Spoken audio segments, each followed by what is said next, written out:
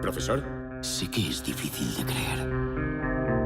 me han enviado a buscarle desde el futuro. Dentro de 50 años. ¿Puedes repetirme eso? Presta atención. I had the feeling when I saw this film that it's a little bit different from other superhero movies because I think it's a little bit more profound. It has like a philosophical thing going on. At least that's what I felt. I agree. So I wanted to ask you, what do you think X-Men? What separates X-Men from other superhero movies? Going back to the comic book and its follow through to the movies, it always had ambitions beyond just being cool action and cool characters.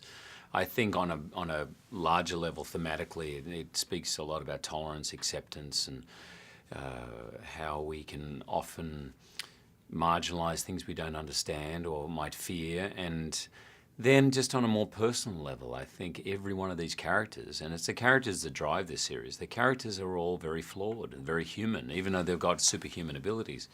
And I think that's what's been at the DNA of it. And I'm not saying others are not like that, but X-Men probably was one of the first to do that, I think.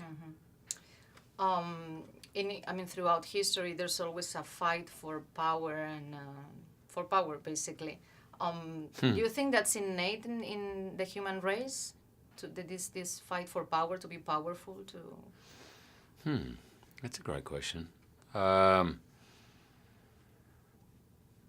think probably in our DNA, you can see in history that fight for survival or that need to secure what you have in order to survive means you need to have a certain amount of power. But I think you can also see just as many examples of people who are happy as long as they have enough power to survive of sharing that power, you know. And I think it's this essential conflict that is within every human being and is shown here, particularly through the characters of Magneto and the character of based on Martin Luther King, but is Professor Xavier, where do you share power or do you just take it for yourself?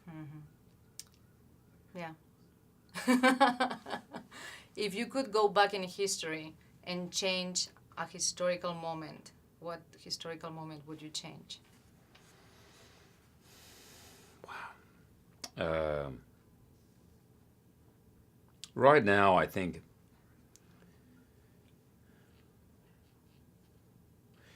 something around the birth of the industrial age, which brought such progress, but also now we're seeing such consequence with global warming and et cetera, et cetera.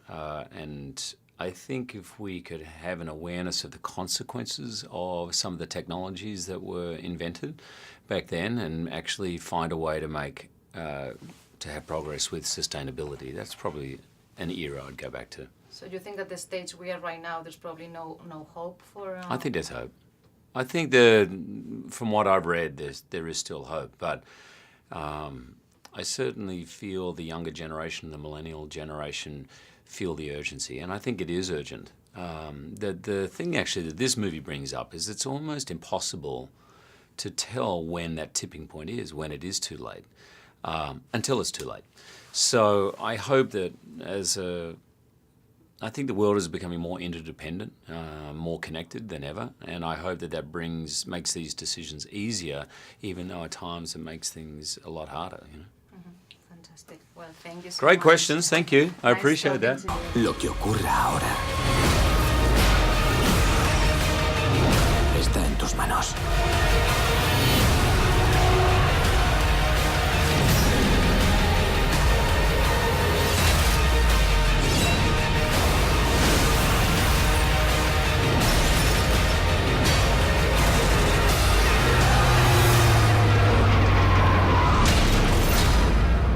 ¿En el futuro sobrevivo? No.